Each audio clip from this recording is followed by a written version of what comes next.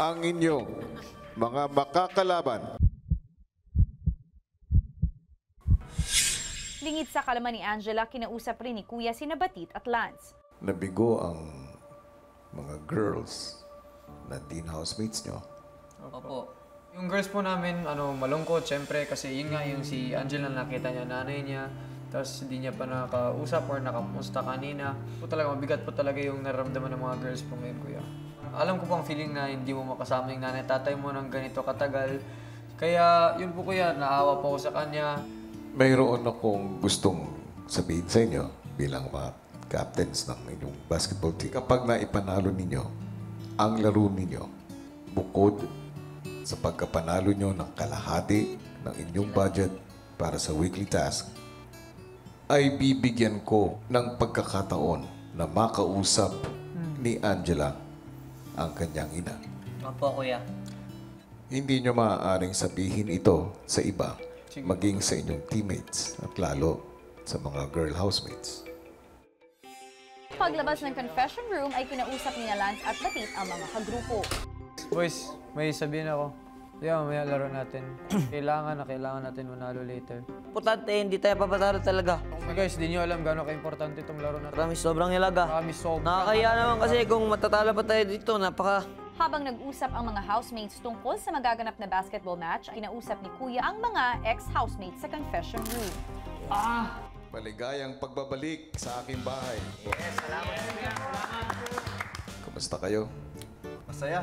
Masaya po na narinig ulit namin yung boses niyo. It's very nostalgic po, Kuya. The ambience. Pati yung amoy, no? Iba, no? Maraming alaala. Alaala po talaga. Inibitahan ko kayo dito ngayon dahil sa kasalukuyan ay meron akong pinapagawang weekly task para sa mga housemates. Ang laro ng boys na makakalaban ninyo ay isang basketball game. Okay? Yes po. So dapat paghandaan nyo ito. Give them a good fight. Yes, kuya. Nakatayo ka. Wrestling is the best! Wrestling is the best! Kung gusto nyo manalo, meron sa inyo! Maya-maya pa ay sunod na ipinatawag ni Kuya ang team ng mga housemates sa confession room. Batit, Po! anong maipapangako mo para sa larong ito? May papangako po, Kuya, na maipapanalo po namin yung laro namin mamaya! At saka po, Kuya, gagawin po namin lahat ng best namin at saka yung teamwork po talaga namin which is very important po sa laro ito. Kaya Gusto talaga namin bumawi para sa mga girls and syempre sa weekly task po namin kaya at saka ipapakita po namin sa inyo na hindi po kami basta-basta magpapatalo po. 1, 2, 3, go! Babae! Huha! Lalaban! Huha! Wala na! Huha! Atasan! Huha! Babae! Huha! Lalaban! Huha! Ilang saglit pa ay nagtungo na nga ang housemates sa activity area. 1, 2, not yet. 1, 2,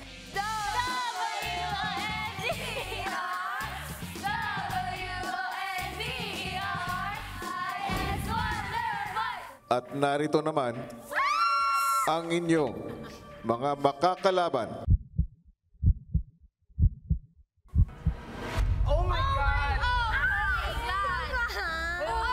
Yun po, Kuya, pagkita ko po unang lumabas si Kuya AJ Falcon, sobrang laki po, Kuya. Grabe, ganun po. Talagang maliit ako kung itabi mo sa kanya. Para sa basketball game, maglalaban ang mga housemates at ex-housemates ng 2 rounds. Sa first half ay maglalaban ang mga housemates at ex-housemates ng normal na basketball, habang sa second half naman ay maglalaban sila ng nakaupo. Ex-housemates, Yes, Kuya. teen housemates, magsisimula na ang inyong basketball game. Go! Help ako. Wag. Please!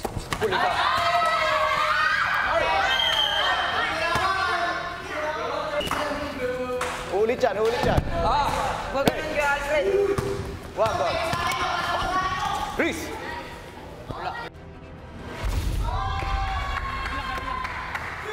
Siyempre, yung pinakaayaw ko po na feeling sa basketball, Kuya, is first score kasi sa kalaban kasi parang yung momentum parang nag-shift bigla sa kanila.